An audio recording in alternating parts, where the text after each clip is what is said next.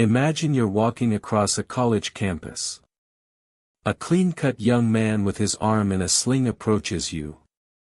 He's struggling with books. He smiles apologetically and asks if you could help him carry these to his car, just a few steps away. He looks harmless. Educated. Trustworthy. What would you do? In the 1970s, dozens of young women said yes to this request. And it was the last decision they ever made. The man with the sling and the perfect smile was Theodore Robert Bundy, and he proved something that still haunts us today: the most dangerous predator is the one you'd never suspect. This isn't just a murder story. This is about how a psychology student weaponized human kindness and why the monster next door doesn't look like a monster at all. Theodore Robert Bundy was born November 24, 1946 in Burlington, Vermont, but his life began with a lie. His mother was unmarried, which in 1940s America was scandalous, so the family invented a story. Ted grew up believing his grandparents were his parents and his mother was his sister. He discovered the truth as a teenager, and that betrayal may have planted seeds of rage. But here's what makes Bundy truly terrifying: he wasn't some backwoods lunatic. He was intelligent, with an IQ well above average. He studied psychology at the University of Washington. Think about that. A future serial killer studying the human mind, learning exactly which buttons to push, which words trigger trust, which expressions disarm suspicion. He was training to hunt, and nobody knew it. On the surface, Ted Bundy was everything society celebrates. Handsome in an all-American way. Well-dressed. Articulate. Polite to a fault.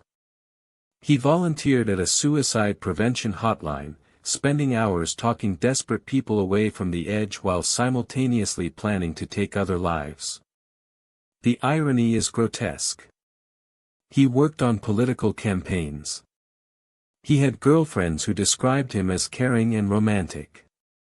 When police later circulated sketches of a suspect in multiple disappearances, people who knew Ted personally couldn't believe it. Even when his name came up in tips, investigators dismissed it. The cognitive dissonance was too strong. How could someone so educated, so charming, so normal be a killer? That assumption gave Bundy years of freedom. And during those years, he killed again and again. His method was devastatingly simple. He didn't hide in shadows. He approached young women in public spaces, college campuses, parks, shopping centers, places where people felt safe. He created scenarios that triggered our natural instinct to help. Sometimes he wore a fake cast. Sometimes he used crutches. Sometimes he just struggled with books. The setup was always the same: a polite request for a small favor. Could you help me carry this to my car? It's just a few steps away. Why wouldn't they help? He looked harmless. Like someone's boyfriend or brother. But once the victim was near his Volkswagen Beetle, everything changed in an instant. The mask dropped. Violence exploded. He'd strike with a crowbar, fracturing skulls, stunning victims before forcing them into the vehicle. And then they were gone. Vanished. Ted Bundy's confirmed victim count stands at 30 young women, but investigators believe the real number could exceed 100. 100 futures erased. 100 families shattered. His victims were young, usually college students, intelligent women building promising lives. Most had long dark hair parted in the middle. But here's what's truly disturbing: killing wasn't enough for Bundy.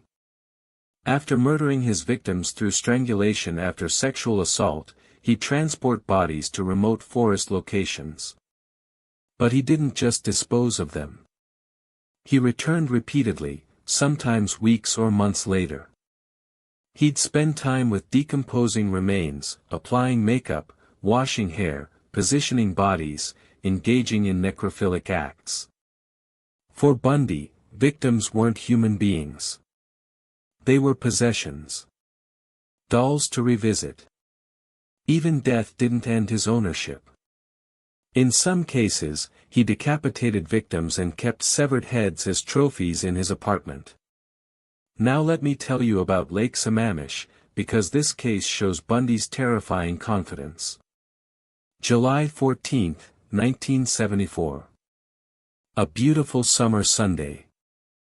Thousands of people at Lake Sammamish State Park near Seattle enjoying sunshine and warm weather. Among them was Ted Bundy, but today he wasn't being careful. Multiple witnesses saw an attractive young man with his arm in a sling approaching various women throughout the day. He introduced himself as Ted and said he needed help loading a sailboat onto his car. Most women declined. But two didn't. Janice Ott, 23 years old, was seen leaving the beach with him around 1:30 p.m. She never returned. Just hours later, 19-year-old Denise Naslund disappeared from the same park. Her boyfriend left her alone for minutes. When he returned, she was gone. No struggle. No scream. The brazenness of this double abduction in broad daylight demonstrated Bundy's escalating confidence and deteriorating control. Months later, a hunter found their skeletal remains scattered in the woods, along with bones of other unidentified women. By late 1974, disappearances in Washington slowed, but similar cases appeared in Utah, where Bundy had moved to attend law school. Yes, law school. The man abducting and murdering women was studying to become a lawyer. And on November 8, 1974, he made a mistake that would eventually destroy him. That night, 18-year-old Carol Duranch was shopping at a mall when a well-dressed man approached, identifying himself as Officer Roseland. He said someone tried to break into her car and asked her to come check. Carol, trusting this polite man, went with him. But when they reached her car and found nothing wrong, he insisted she come to the police station. He directed her to his Volkswagen Beetle. Once inside, Bundy dropped the pretense. He attempted to handcuff her, but in his rush, he cuffed both wrists to the same hand. Carol realized with horror she was being kidnapped. Bundy produced a gun, but Carol Duranch was a fighter. She struggled violently, got the door open, and threw herself out while the vehicle was moving. Bundy chased her, but approaching headlights forced him to retreat. Carol became one of very few women who encountered Bundy's true nature and survived. In August 1975, Bundy's luck ran out.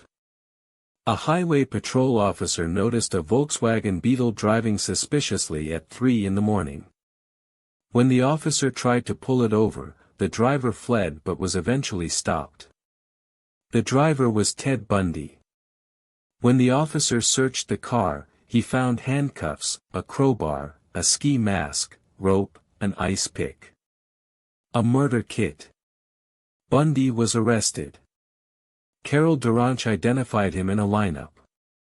He was convicted of aggravated kidnapping and sentenced to 15 years. But investigators in Colorado were building a murder case, connecting Bundy to the murder of Karen Campbell, a nurse who vanished from a ski resort. Bundy was extradited to Colorado to face murder charges. And then something happened that sounds like fiction but is absolutely real. June 7, 1977. Ted Bundy was representing himself in court. During a recess, he asked permission to visit the courthouse library to research his case. The judge, believing Bundy was a non-violent, educated defendant, granted permission without handcuffs. Big mistake. In the library, Bundy walked to a window, opened it, and jumped from the second floor. He landed safely and ran. He was free. The escape shocked America. For 6 days, Bundy hid in Colorado mountains before being recaptured, cold and hungry. But Bundy wasn't done. December 30, 1977. Bundy had been starving himself, losing weight to squeeze through a small opening in his cell ceiling. That night, he climbed into the crawl space, navigated through the ceiling, dropped into the jailer's apartment above the jail, and simply walked out the front door. He stole a car and disappeared. This time, he stayed free longer. And this time, his freedom cost more lives. Bundy fled to Tallahassee, Florida, arriving January 8, 1978. He rented a room near Florida State University using a stolen credit card and fake identity. The mask was completely shattered now. The control that once defined him was gone, replaced by frenzied desperation. And on January 15, 1978, just 1 week after arriving, Ted Bundy committed his most notorious crime. It was nearly 3 a.m. at the Chi Omega sorority house. Young women were asleep, feeling safe surrounded by friends. But Bundy had entered through an unlocked door. In approximately 15 minutes, he attacked 4 women while they slept, bludgeoning them with an oak log, biting them savagely, strangling them. 2 women, Margaret Bowman and Lisa Levy, both 20 years old, died. Margaret's skull was fractured so severely her brain was exposed. Lisa was strangled and sexually assaulted, her body bearing bite marks that would become crucial evidence. 2 others survived with severe injuries including broken jaws and shattered teeth. Within an hour, Bundy attacked another woman, Cheryl Thomas, in her apartment blocks away, beating her so severely she suffered permanent hearing loss but survived. In less than 2 hours, 5 attacks, 2 murders. The frenzy revealed complete loss of control. But Bundy wasn't done. 3 weeks later, he killed again, and this victim was different. February 9, 1978. 12-year-old Kimberly Leach left her classroom to retrieve something from her locker. She never returned. Witnesses saw her getting into a van with a man matching Bundy's description. Her body was found 8 weeks later in an abandoned pig shed. She'd been sexually assaulted and murdered. Kimberly Leach was Bundy's youngest known victim, and her case is the most disturbing because it shattered any pattern. She was a child. It proved Bundy's urges weren't about a type anymore. It was pure power and opportunity. The murder of Kimberly Leach was Bundy's final crime because 6 days later, on February 15, 1978, a Pensacola police officer noticed an orange Volkswagen Beetle with suspicious plates. When he tried to pull it over, the driver fled but was eventually stopped. The driver was Ted Bundy. This time, there would be no escape.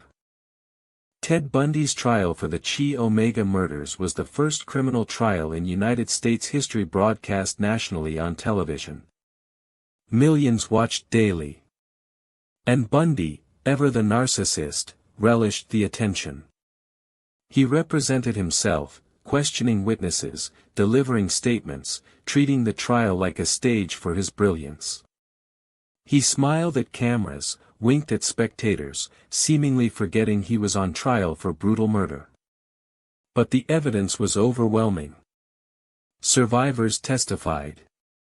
Forensic experts explained bite mark evidence matching Bundy's teeth to marks on Lisa Levy's body. Witnesses placed him at the scene. On July 24, 1979, the jury found him guilty on all counts. Judge Edward Cowart sentenced him to death, telling Bundy he was a bright young man who could have been a good lawyer but chose a different path. Bundy was later tried and convicted for Kimberly Leach's murder, receiving a second death sentence. For nearly 10 years, Bundy sat on death row, filing appeals, giving interviews, playing psychological games. He became a twisted celebrity. FBI profilers visited regularly. Bundy used attention as leverage, offering information about his crimes in exchange for execution delays. He confessed to 30 murders across 7 states but gave just enough detail to seem cooperative while withholding information to maintain control. He admitted returning to dump sites for necrophilia. He described keeping severed heads as mementos. He spoke with disturbing detachment, sometimes referring to himself in third person. As his execution approached, Bundy attempted one final manipulation, offering details about unsolved murders in exchange for stays of execution. But the system had run out of patience. January 24, 1989. Execution Day. Outside Florida State Prison, hundreds gathered, many celebrating, holding signs, chanting. Vendors sold T-shirts mocking Bundy. It was part vigil, part party, cathartic release for a nation that lived in fear. Inside, Bundy gave final interviews, still trying to control the narrative. He blamed pornography for his crimes. Most experts dismissed this as final manipulation. At 7:06 a.m., Theodore Robert Bundy was strapped into the electric chair. His last words were directed at his lawyer and a minister, "Jim and Liz, I want you to give my love to my family and friends. No apology. No remorse. No acknowledgement of families still searching for closure." At 7:16, 2,000 volts surged through his body. Ted Bundy was dead. Outside, the crowd erupted. The nightmare was over. But Bundy's legacy didn't die in that chair. His case changed how law enforcement approaches serial crime. He became a primary subject in FBI criminal profiling development. His case demonstrated the importance of interagency communication. Before Bundy, police departments rarely shared information across state lines effectively. His ability to kill in multiple states for years exposed critical system flaws now addressed through better technology and cooperation. But the most important lesson is psychological. Bundy shattered the myth that monsters look like monsters. He proved evil can present with perfect manners, an attractive face, and trustworthy demeanor. He weaponized humanity's most beautiful trait, our willingness to help, and turned it into a trap. The women Bundy murdered weren't statistics. Linda and Healy wanted to be a lawyer. Donna Gail Manson was an aspiring singer. Georgianne Hawkins disappeared steps from her sorority. Denise Naslund was enjoying a beautiful day. Janice was a probation officer helping troubled youth. Margaret Bowman and Lisa Levy were asleep in what should have been safe. And Kimberly Leach just wanted something from her locker. Each had dreams. Each had people who loved them. Each deserved a full life. All had that stolen by a man who saw them as objects. The families spent decades coping with unimaginable grief. Some never got closure. Some victims were never identified. Some bodies never found. The pain echoes through generations. So what can we learn? First, trust your instincts. Many near victims reported feeling uneasy despite Bundy's charm. Carol Duranch felt something was wrong before he attacked. Our subconscious picks up cues our conscious mind dismisses. If something feels off, listen. Second, understand predators rely on social conditioning. We're taught to be polite, to help those in need. Those are good values, but they can be exploited. It's okay to decline if a situation feels wrong. It's okay to prioritize safety over someone's convenience. Third, recognize evil rarely announces itself. Real predators blend in. They're co-workers, neighbors, friends. The person most likely to harm you is someone you know and trust. That's uncomfortable but essential for survival. And finally, remember the victims, not the killer. Bundy wanted attention, fame, control. For decades we've given it to him. But the names we should remember are Linda, Donna, Georgianne, Denise, Janice, Margaret, Lisa, Kimberly, and all others whose names we may never know. They are not Bundy's legacy. They are individual human beings whose lives mattered, whose memories deserve honor. The story of Ted Bundy is horror, but it's not fiction. It happened. It could happen again. Because there are more Ted Bundys out there right now, hiding in plain sight, perfecting masks while they hunt. They look like everyone else. They act like everyone else. And they're counting on us to believe monsters don't look like them. But now you know better. The devil doesn't always have horns. Sometimes he has perfect manners, a law degree, and a Volkswagen Beetle. Sometimes he looks exactly like someone you trust. And that's what makes Ted Bundy so terrifying. Not what he did, but how easily he did it. Not who he killed, but how close he came to so many others. Not that evil exists, but that evil can be so perfectly, charmingly, devastatingly normal.